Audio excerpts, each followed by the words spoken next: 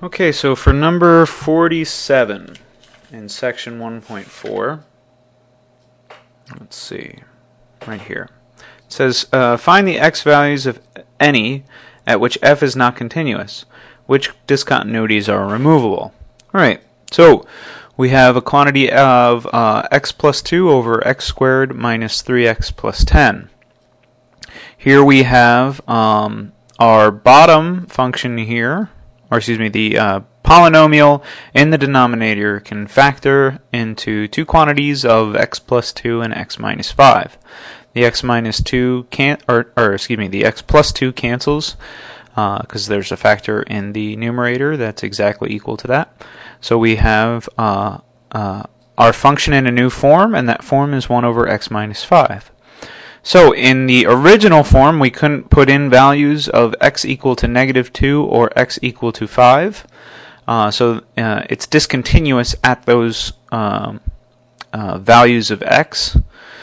But the factor of x plus 2, since it canceled, gave us that we have a removable discontinuity at x equal to negative 2. And unfortunately, we have a non-removable discontinuity at x equal to positive 5. The function is continuous everywhere else.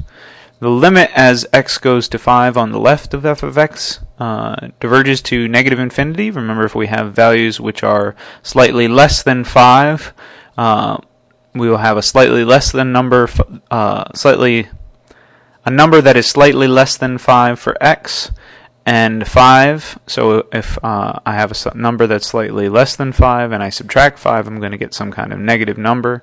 So therefore, we get divergence down to negative infinity. The opposite reasoning is true. If I have a number that's slightly bigger than 5 and I subtract 5, then I get a positive quantity, even though it will be very small in the denominator. It will still be positive, so we get divergence to positive infinity to the right of x equal to 5. For number 49, we have a function that is... phone, one moment. Okay, sorry about that. So we had a function f of x, and it was equal to absolute value of x plus 7 over x plus 7. We can split this into two cases. The cases where x plus 7 is greater than 0, in which case we just have x plus 7. So if x plus 7 is greater than 0, then we have x plus 7 over x plus 7, and that's just equal to 1. So I have that case enumerated right here. Our second case is when x plus 7 is less than 1. So then what we would do is you have a number that is, or that x plus 7 is less than 0. So when you have that, you need to make it positive. So if we have a negative number and we multiply it by a negative number, that'll make it positive, right? So whenever x plus 7 is less than 0, I'm going to multiply x plus 7 by a negative 1. But then I still just have in magnitude x plus 7. So I have x plus 7 over x plus 7 multiplied by a negative 1. So that means that I'll have negative 1 because the x plus 7s will cancel. So I have my two cases. Whenever x plus 7 is greater than or equal to 0, I'm going to have 1.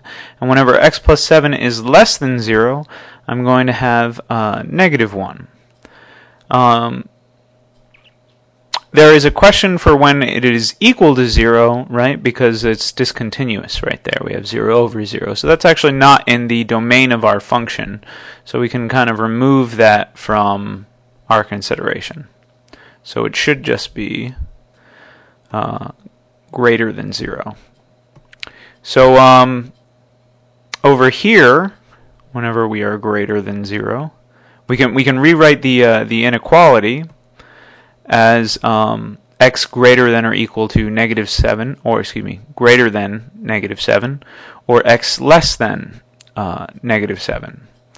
So we have a discontinuity at x equal to negative 7. Unfortunately, it's non-removable because the limits aren't equal as we approach negative 7 from the left and from the right. On the right, we have the limit of f of x going to 1, and on the left we have the limit as x goes to -7 on the left is equal to -1. So the limit as it approaches on the left and on the right is not the same.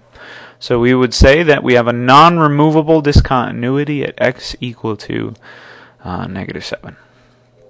All right, so for number 66, which isn't actually on the list, but I thought it looked interesting, so I thought that we would do it. We have a g of x, and we're supposed to, in number 66, find a constant a, or the constants a and b, such that the function is continuous on the entire real line. So we have to figure out what a would have to be in order for the entire function to be continuous. Well, let's look at the limit of this top quantity here as x goes to 0 on the left. And that is going to be the limit as x goes to 0 on the left of 4 of sine of x over x. We can pull the 4 out of the limit because it's just a scalar. And then we have the limit as x goes to 0 on the left is sine of x over x. But we know that the limit of sine of x over x is defined, so it has to approach both the same values on the left and the right. So that means that the limit as x goes to 0 on the left of sine of x over x is still just 1. So therefore, the limit as x goes to 0 on the left of g of x is just going to be 4, right? 4 times 1. So that means that if we look at the limit of g of x as it approaches 0 on the right, well, all the quantities to the right are given by the bottom definition in our piecewise function. So the limit as x goes to 0 on the right of g of x is going to be the limit as x goes to 0 on the right of a minus 2x. But a minus 2x has a defined limit, and that is just going to be whatever a is. Right? So the limit as x goes to 0 of some polynomial, right? And this is just some polynomial where we have our constant term with a symbol rather than a number. This is just going to go to a. So this function would be continuous everywhere if a was equal to 4, right? If the limit as it went to as x approached 0 on the left was equal to the limit as x approached 0 on the right of g of x, if they were equal on both the left and the right. So that means that a and 4 would have to be equal to one another. Otherwise, that we would have one discontinuous point at x equal to 0. So a would have to equal 4 for this function to be continuous on the entire real line. All right, and let's cut it off here, and we'll pick back up with number 67.